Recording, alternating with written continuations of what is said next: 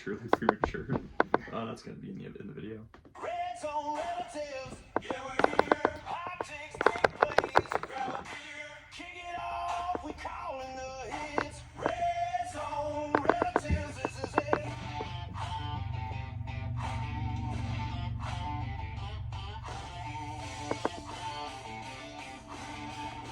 Welcome to Red Zone Relatives. I'm Tanner. And I'm Nolen. And today, our first quarter, we're looking at basically our hot takes and overreactions. Second quarter, we're going to give you guys our top 10 teams like we always do. Mm-hmm. A couple of changes, I'm guessing. And then after that, in the third quarter, we're looking at what we think our top 10 defenses are. Should be interesting. We haven't compared notes on that one. I'm curious what you got. It's going to be very different, I think. Mm-hmm. And then what are we doing for the fourth quarter? Fourth quarter, we're going over this week's games, rather, and the gambling odds and all of that. All the spreads, yeah. And then for overtime, had to be done. We're going to be talking about officiating. But anyways, let's get going. First quarter. My first take is the AFC North is wide open and anyone can win it, including the Browns. I think the Browns are least likely to win it, but I still think they got a chance. It's wide open after the Steelers, fall in a couple games. Just making sure you're Nolen and not Colton. That would be a Colton take. I'm kind of in agreement for the most part, just not the Browns. I don't think the Browns are going to get there, and I'm pretty sure we're on Myles Garrett trade watch this week because the trade deadline is coming up. Well, here's what I got to say to that, right? We haven't done our top 10 defenses. We'll get to that later. Mm-hmm. But I'm interested to see where the Browns fall on that. I think they have one of the most elite defenses in the league, and defense wins championships. I'm in disagreement on Also, that. here's another thing. Statistically speaking, anyway. Other than maybe the Steelers, the Browns are meeting expectations. For the Browns, the Ravens and Bengals are not meeting the expectations that they had for the season. You know what I mean? That's not a fair take at all. Why not? Because the Browns, all right. You're saying 2-6 is the expectation? For the Browns are a poverty organization. I would say the expectation for them was probably 6-2 instead of 2-6. But we can both disagree on that. You thought the Browns were going to be good this season? The expectation is to win, not to lose. Yeah, but you got to be realistic. You're saying fan-wise perspective. You think Browns fans actually thought that their team would be 2-6 come this point of the year? Yeah, probably. I don't agree with that. Any Browns fans, please let us know in the comments down below. I completely disagree with you. You think Browns fans had hopes this year? I think they probably did. They got a couple of quarterbacks. God only knows what's going on with it, but I think that they don't. You got to build around a quarterback. You don't immediately phone it in. You know what I mean? Yeah, we'll see. I think.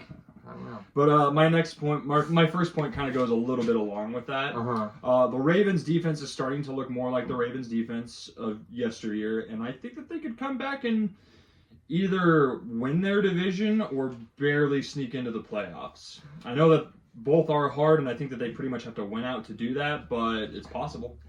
I think that I'm confident the Ravens making the playoffs. They play tonight against the Dolphins. Mm-hmm. So you get that, you're 3-5 all of a sudden, and Lamar will play for the first time in a while. Mm-hmm. And Henry looks good. The defense looks coming back. I'm going to agree with that. The defense is, I think naturally, even though this doesn't really make sense, when you have your star guys like Lamar and Derrick Henry coming back, it's going to help the defense. Just the overall morale and vibes and stuff like that. My biggest thing from this week, and I really hope this doesn't make me sound like a bad person, I didn't realize it wasn't Lamar for a few times watching the highlights of the game. I thought it was him, but then there was, no, that's Snoop Huntley.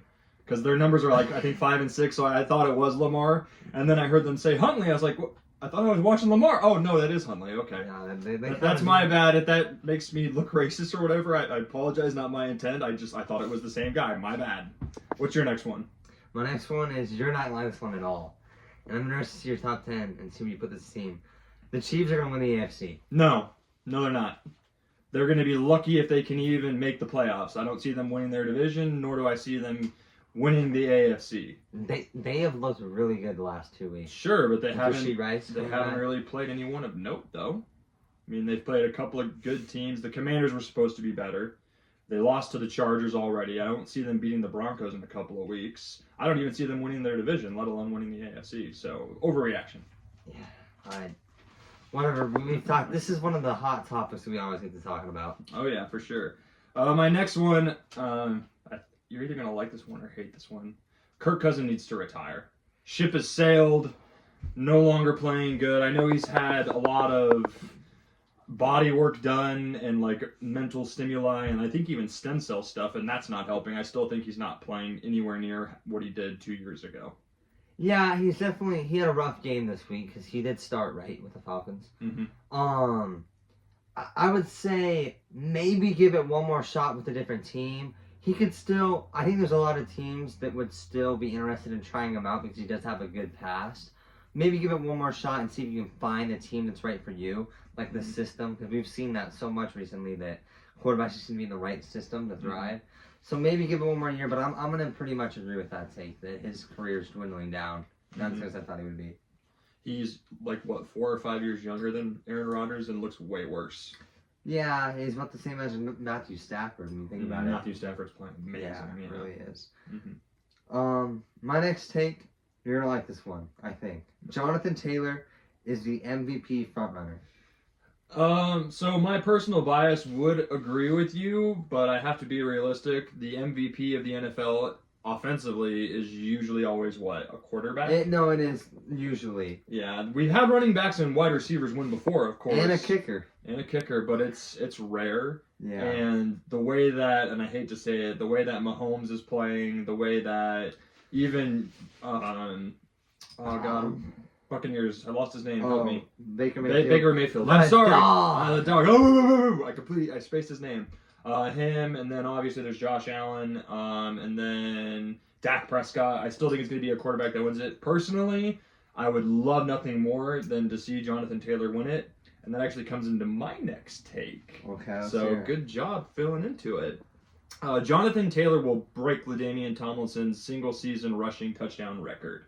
For those of you wondering, the single-season record is 28. That's LT's record from a few years, or more than a decade back, I guess. Currently, Jonathan Taylor has 12 with 9 games to go. If he can do this, then he can win the MVP for sure. Just looking at the numbers, we're almost halfway through the season. Correct. If he doubles his touchdowns, he'd be at 24. Correct. But probably like 26. He's had like 4 games in a row where he's had at least 3. It's going to take a lot. And not to discredit what Jonathan Taylor's doing, but he has a lot of less yards than he does touchdowns, like in comparison. So he's kind of got a little bit lucky with a lot of the touchdowns being in the right spot, I feel like. Not being lucky, I disagree with that, but go on. Well, just like, if you're going to put someone else that had 12 touchdowns, like, okay, I think CMC has pretty close to the amount of rushing yards Jonathan Taylor has, but only has like 3 rushing touchdowns. So, like, that's the trade-off. I don't know. There's a chance. I'll give him a 10% chance. It's going to be really hard for him to do. You need to stay healthy and all that. Even if he gets over 20, that's a feat. There's not many tailbacks or running backs that have gotten 20 plus touchdowns in a year. It's a hard goal to do. Yeah, for sure. You're next. Mike McDaniel saved his job with the win. Good win against the Falcons. Who did they beat? The Falcons? No. Well, they beat up the Falcons. I'm pretty sure it was 34-10. The Panthers beat up the Falcons. The Falcons are... I'm surprised they held on to him for that long. I thought he was going to be gone. If he would have lost that game, he would have been gone. I still think we're on McDaniel fire watch.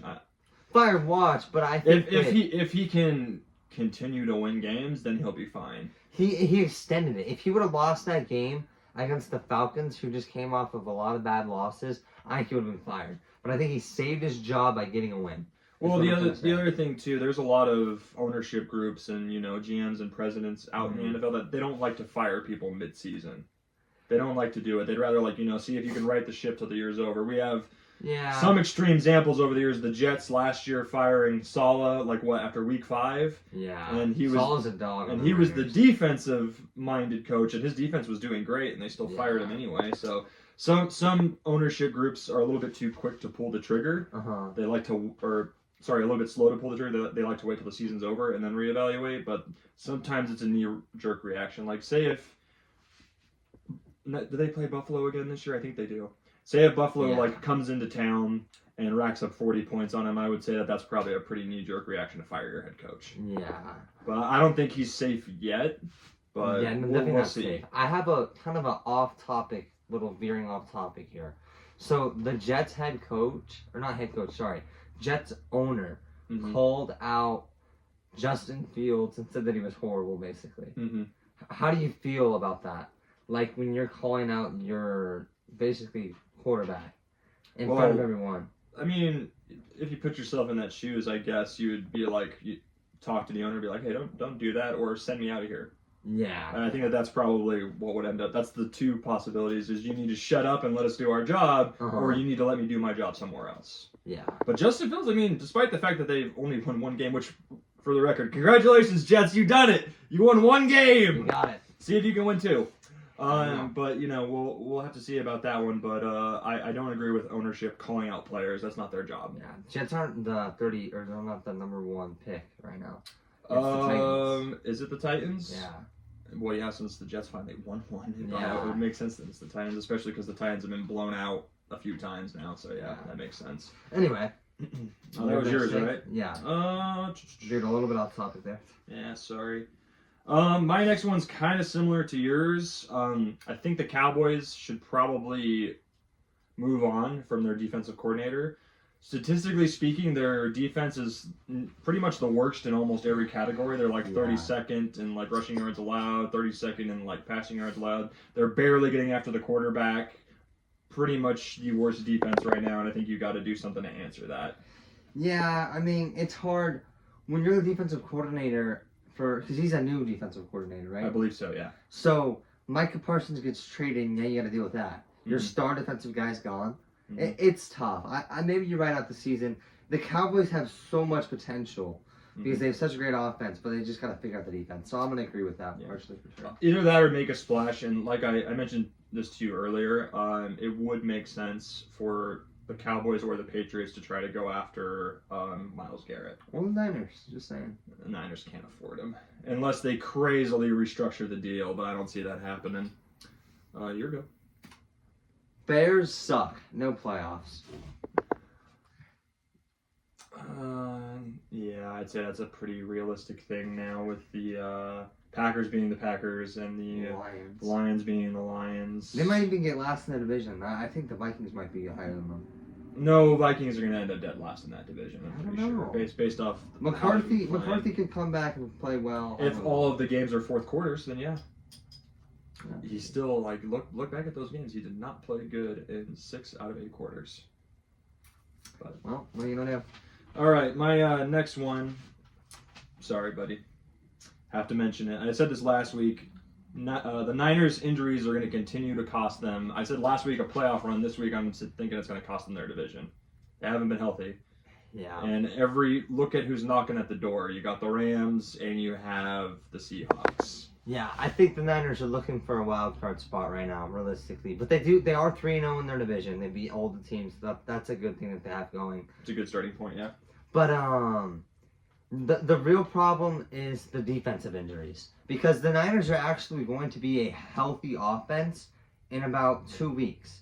Because they're going to get Purdy back, Pearsall back, and Brandon Ayuk back. I swear every week you say that Purdy's going to be back, and it doesn't happen. No, I've been saying that because it's been like week to week, and they keep saying, but he's already ruled out for the Giants. But the next week after that, against the Rams, there's a possibility that those 3 guys on offense come back.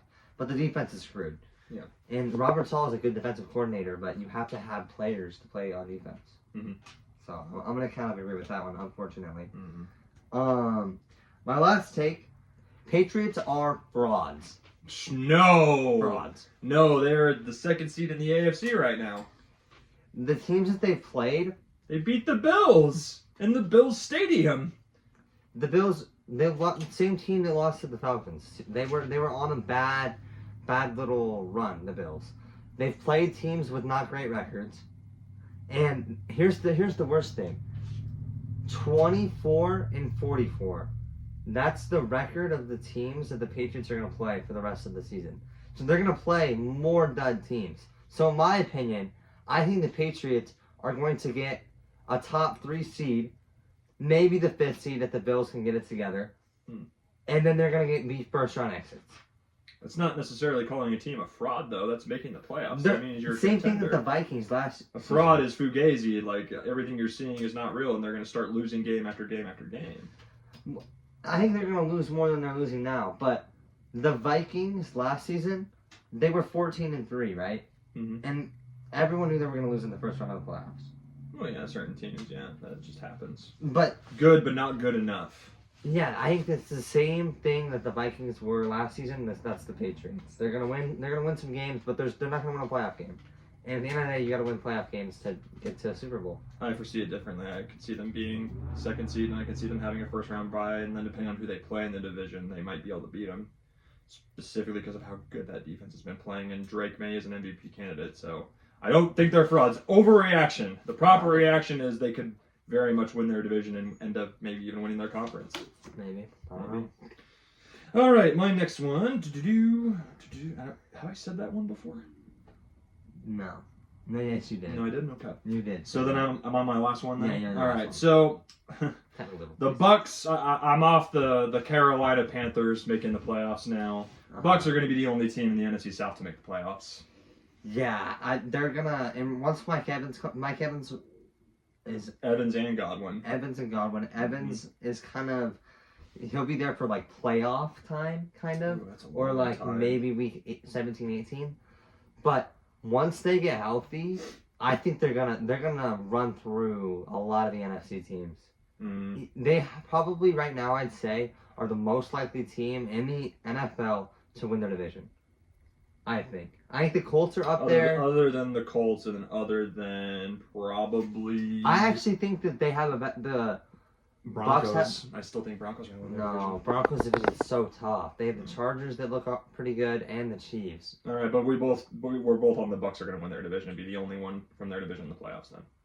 Yeah, Yeah. I mean, here's the thing: you can't discredit the Panthers for what happened last week. They played the Bills coming off of 2 losses, and they didn't have their star quarterback in Bryce Young. And nobody, I don't even think any of the gamblers out there thought that Andy Dalton was going to be the guy to get them that win. I don't think anyone thought that was going to happen. No, I don't think so either. Mm-hmm. But that wraps up our first quarter. Oh, by the way, we completely forgot to mention this. Happy almost Halloween! It's the day before Halloween that we're filming this, and we kind of scattered to get the show together today, so we didn't really think about dressing up. But maybe for funsies next time we'll do something. But we're off to the second quarter. What are we doing in the second quarter, Nolan? In the second quarter, we're giving you guys our top 10 teams. That's my favorite segment. That's my favorite segment too. All right, we'll be right with you on that one.